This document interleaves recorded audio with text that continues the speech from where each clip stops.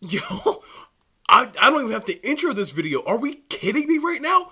Per Shams Charania at 12:20 a.m. here on the East Coast, Lakers trade Anthony Davis, Max Christie, and a 2029 first-round pick to the Dallas Mavericks for Luka Doncic, Maxi Kleber, Markieff Morris. The Jazz are in this trade too. They get Jalen Hood-Schifino, a couple 2025 second-round picks.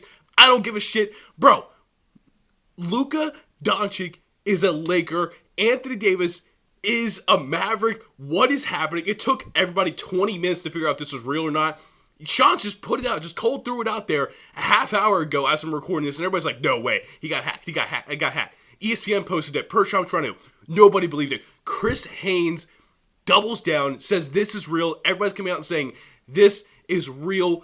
What the hell is going on? Now reports are coming out that apparently the Mavericks were not, like, they didn't want to pay Luka the Supermax. They what? You traded for Anthony Davis, and Anthony Davis is a phenomenal player. We all know this. But Luka fucking Doncic is one of the best players in the entire NBA. Not to try not to curse on here too much, but are we kidding? I don't even, genuinely, I was in a PlayStation party with my friend, and we get the notification, we both go, did you just get that? Because what the hell is that? We're sitting there like, no, this can't be real. This cannot be real. Lo and behold, it took us a good 25 minutes, like I said, to believe it, because it's just, in what world do the Mavericks trade Luka Doncic? And I've been looking through, I keep getting messages, I've been getting text messages, I've been getting Snapchats, I've been getting messages on Twitter, just people like, what is going on? Per Shams, 11 minutes ago, the Mavericks approached the Lakers recently and offered Luka Doncic. Lakers brass met and believe the 25-year-old Doncic has the ability to be the face of their franchise for the next decade while giving Anthony Davis a win-now move in Dallas. I mean, yeah, this, not completely, but goddamn, for the most part, solves the post-LeBron issue, man. We've been talking for years. What happens post-LeBron? Is Anthony Davis going to leave? They got goddamn Luka Doncic now for the next however many years, and now Luka's not eligible for the Supermax, so, I mean, they're still going to have to pay Luka $200+ million, but they don't have to pay him the Supermax. This is, like, obviously now the Lakers don't have a center, man. Maybe it's Valanciunas. The fact that Kessler was not part of this deal makes me think Walker Kessler is not going to be a Laker. But again, at this point in time, I genuinely could not care less about who else this team gets. Luka Doncic, who, again, has been dealing with a calf injury, I understand that. Luka Doncic, LeBron James are on the same team. I don't even know. Like, I purely cannot even put into words how, like, what I feel about this. I keep going to my Twitter here because I'm like, something new has to come up.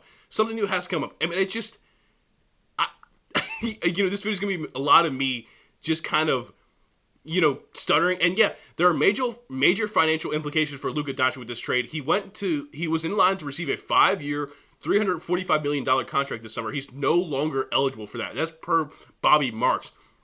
I feel like he also made a comment earlier. Okay, yeah, so just talking more about the contract extension, blah, blah, blah. Now, I did see something from, I guess it was their GM. I don't know if I'd be able to find it. This is probably not going to be edited, so this should be just, me. You're going to just watch this all happen, because I'm trying to get this video out now, because what the actual hell is going on.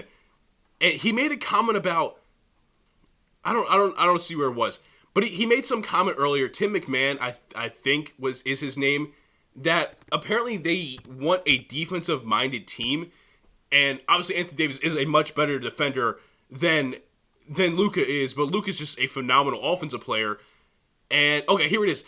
Tim McMahon, the quote is from Mavs GM Nico Harrison, told ESPN, "I believe that defense wins championships.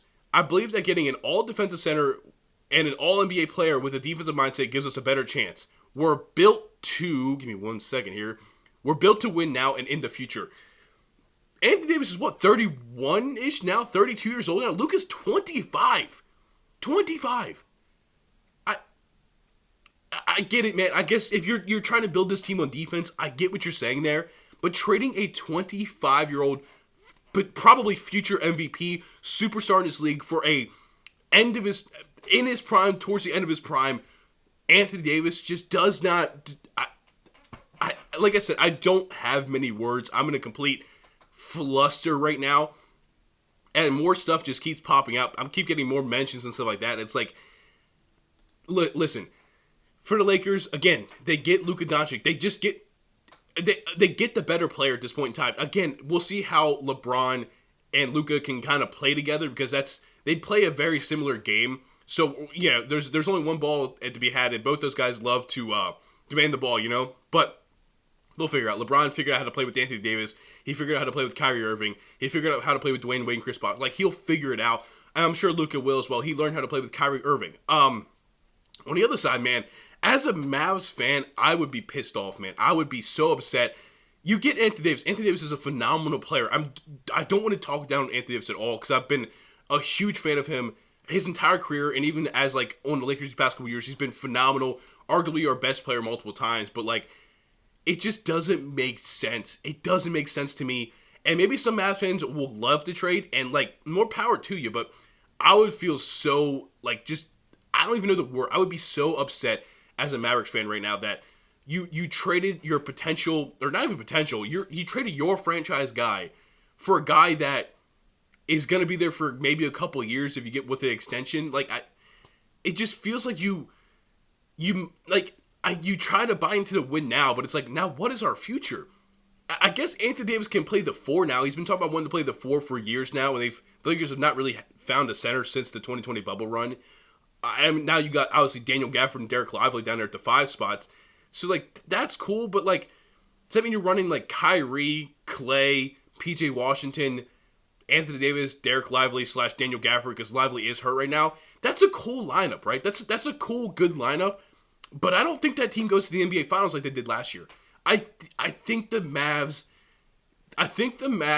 might have just pulled a Minnesota Timberwolves, where they try to overthink it and they do something stupid, like the Timberwolves trading Karl-Anthony Towns. Like, they took on now obviously Anthony Davis and Luka are both way better players than Kat and Julius Randle are, but, like, they take on a worse player, again, not by much, but a worse player for the money situation, but you just set back your team. I don't know, man. Again, it's 1 a.m. now at this point in time. This video's going to go up around that time, maybe 1:30.